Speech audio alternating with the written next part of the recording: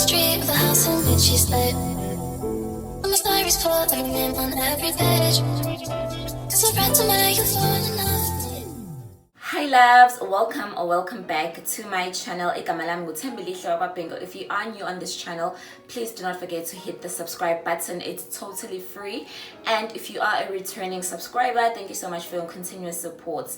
So on today's video, yes, just to quickly do a recap, I have been abroad since 2017 December, yes, 2017/2018 January.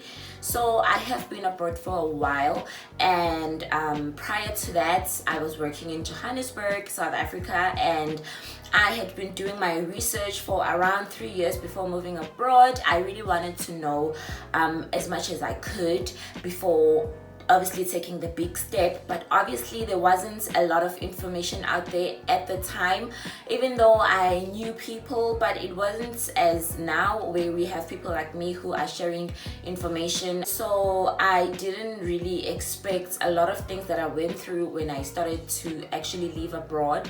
And on this video I decided, why not just share with you some of the things that I wish I knew before moving abroad, so that you guys can be prepared if you are still planning to move abroad, and if you just recently moved abroad, or if you are already abroad or have been abroad for a while, then maybe some of these things may be relatable to you, and maybe you can just learn a few things from some of the things that I will mention on this video. So without wasting any more time, please enjoy this video.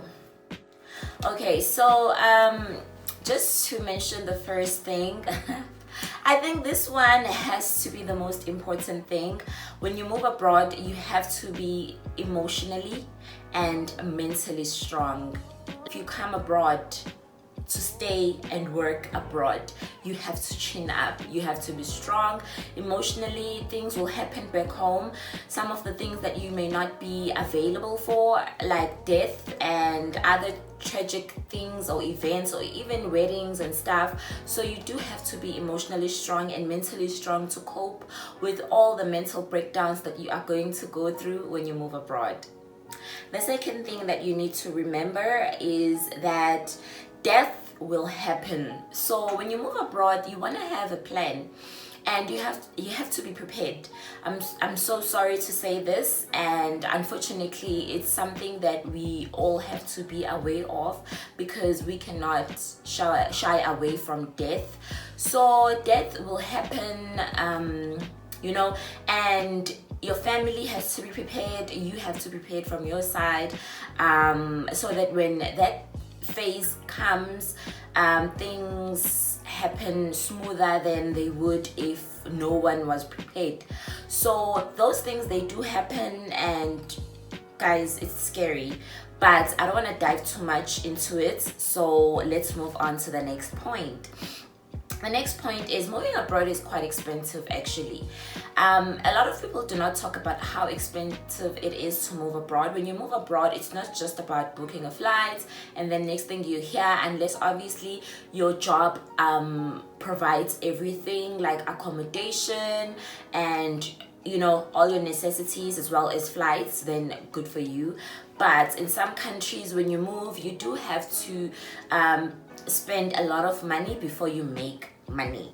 So keep that in mind. If you are planning to move abroad, please be alarmed that you will need to save up some money, at least for a year, before you transition, so that you might not find yourself in a tricky situation where you need financial support. But there's nothing wrong with being in that position, because obviously we know the situation back home, but just be aware that when you move abroad, you will require a lot of money. The next point is, you are going to lose friendships and relationships back home. So if you are in a relationship in South Africa, and you plan to travel abroad for work, chances are the relationship might still work, depending on obviously the individuals working on the relationship together to make it work, but it's going to be hard. And same with friendships. Like, friendships do work. I do have friends that I've been friends with ever since like university, high school, so we still do keep in contact. We are growing up, we have so many things to do, we all have lives to worry about, but as long as the friendship is still there, I think it goes a long way.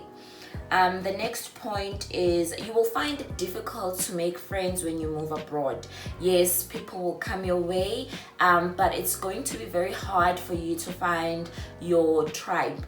By that I mean people who will love you for who you are, not love the idea of having you in their lives. So that is something that's going to be very difficult for you to maneuver around. But take it easy, take your time, there's no need to rush. If you feel like you want to friend dating people is when you mingle with multiple people just to be friends with them and see if they are the kind of people you want to keep in your life. I suggest that people do that with both romantic and other kinds of relationships, even in family. Date people, get to know people, see if you really genuinely like them, and also see if they really and genuinely like you, and then build it from there, because it goes a long way. Right, the next point is you will most likely meet broken and unhealed people. In some cases, they will even try to project their insecurities on you. Remember, when you move abroad, you are going to meet other foreigners who are going through other things. So not everyone might be nice towards you, and you know what? Protect your peace.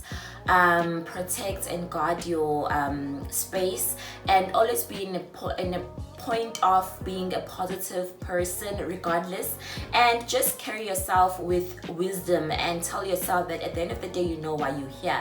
You're not here to make people happy, you're not here to worry much about everything that happens around you, whether from back home or here in a foreign country. Just focus on your goals and everything else should fall into place. The next point is your anxiety. Your anxiety is likely to shoot up. So it'll get worse. I'm not gonna lie to you. So anxiety will hit you once in a while. Just be warned and be aware. The next point is, you are likely going to be alone 70% of the time. Guys, you will see your friends on weekends. If you're lucky enough, you can see them during the week. Chances are very slim, but 70% of the time you are going to be alone. Like, I think at work we spend around 10 hours or so.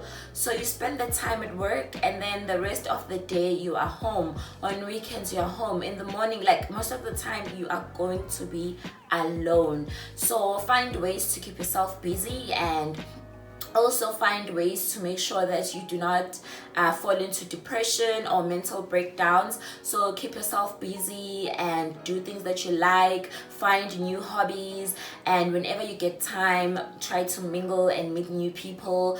It doesn't even mean that you have to meet new other foreigners. I'm so sorry to say this, but it doesn't mean you have to meet other foreigners to meet other people. You can just walk around your neighborhood, start to talk and mingle with your neighbors.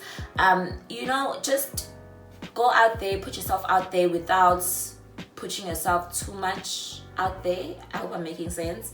But also just be someone who's going to be open to learning how to cope and learning how to deal with those little demons that are going to come to you and make you feel like you are going through the most.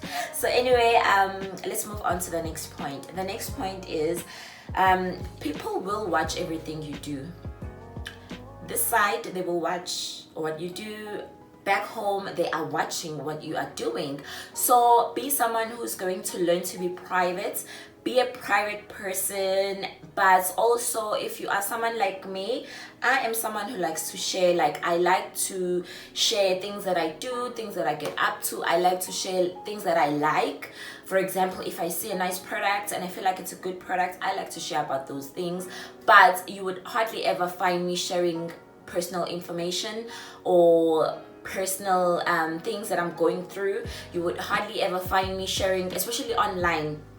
You would hardly ever find me sharing someone who I'm dating, if I'm dating, or you would hardly ever find me disposing, you know, things that I'm really fond of online. I will never put my friendships out there. Not that I don't appreciate my friends. I talk to my friends almost every day.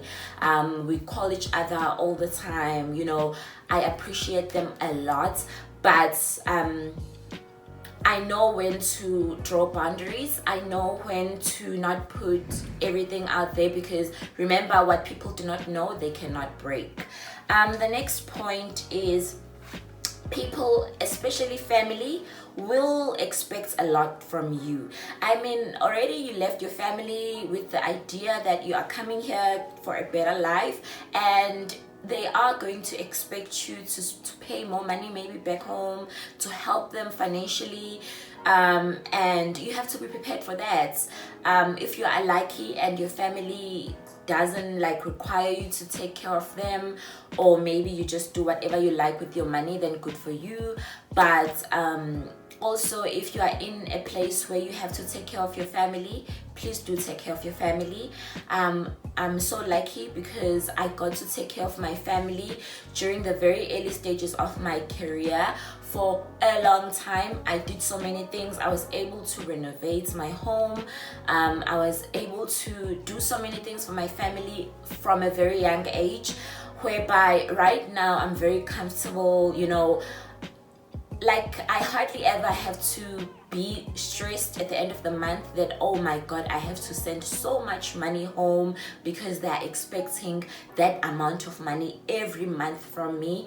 No, I just do what I can when I can, and they actually never really ask anything from me. I just help them whenever I want to or however I can, and they've been so nice to say, listen, you've done so much for us, it's time for you to do much for yourself. So be aware that people, especially your family, might expect a lot from you. The next point is you will miss home, and this is a bittersweet moment. You will miss home, guys. I miss home. I was home for over a year. Just after COVID, I was working in the Middle East.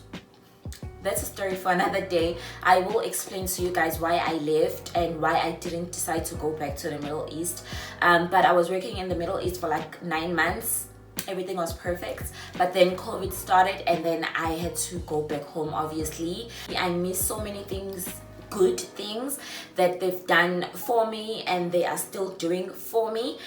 Fortunately, I am lucky. I come from a very good and supportive family. Yes, no family is perfect, but my family is so loving. That's why I always miss them. So when you come abroad, you are likely going to miss your family, but be appreciative of the life that you are now building for yourself and so many good things that you will do for your family. And I'm sure they are really proud of you for taking that leap and taking a step forward to making your life and their life better.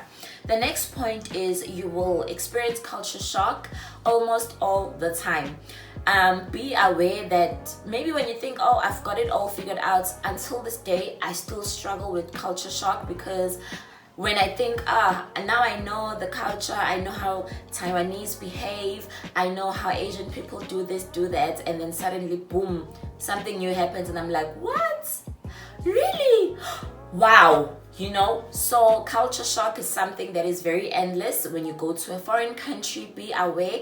And also, I know that after some time, when you have been away from home for some time, when you go back home, you will be shocked. So that's what I'm mentally preparing myself. I know I'm gonna be home in like 11 months from now, 11 months from now, but already I'm starting to prepare myself that when I go home, I will go through a lot of shock, culture shock.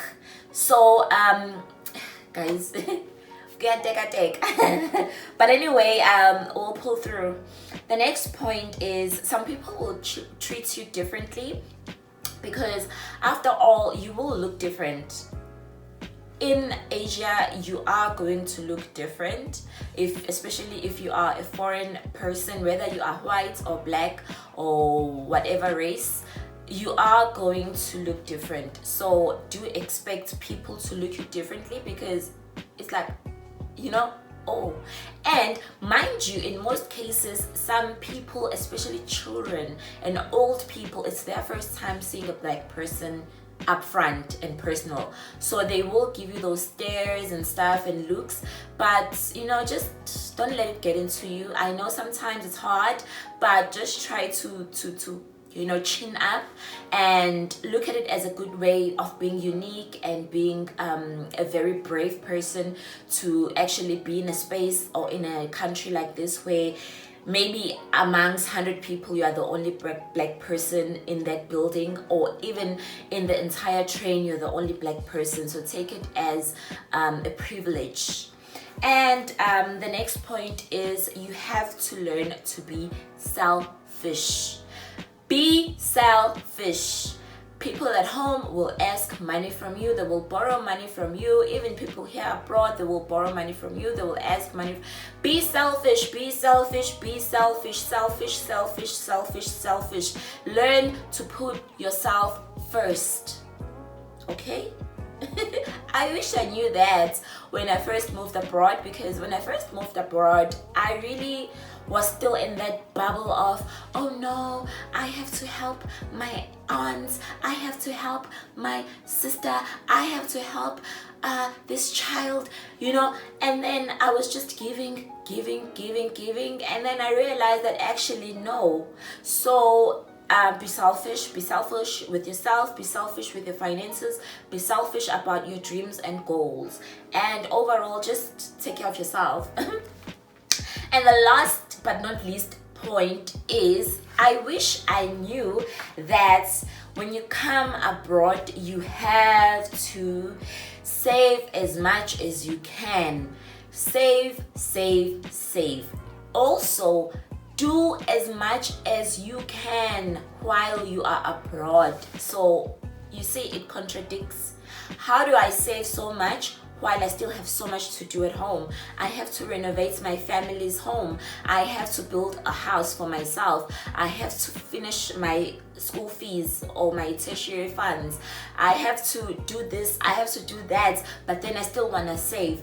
So it's hard, but try your best. At least I always say, if you are still struggling with saving, do a lot back home. Renovate your mom's house, buy them furniture, change the situation at home if you are still struggling to save. Once you are done, then you start saving. Like, it will work. It will work. Just give yourself time, but also while you are doing so much for your family, do not forget about yourself. Still save. 5,000 rands a month is a lot to push you. 2,000 rands a month is a lot to push you if you still have a lot to do back home. So do not neglect yourself while trying to do so much for your family. At the same time, please prioritize. So I hope you guys did enjoy this video. Unfortunately, I've come to the end, and those are some of the things I wish I knew before I moved abroad the first time. But now I'm quite aware of a lot of the things, and I think so far I'm on the right track. Please comment down below and let me know, how are you? How are things going for you if you are abroad, and if you just recently moved abroad? Have you been coping? What are some of the things that you wish you knew before coming abroad? Please do not forget to subscribe, like, comment, and share this video. See you guys on my next sit down video. Goodbye.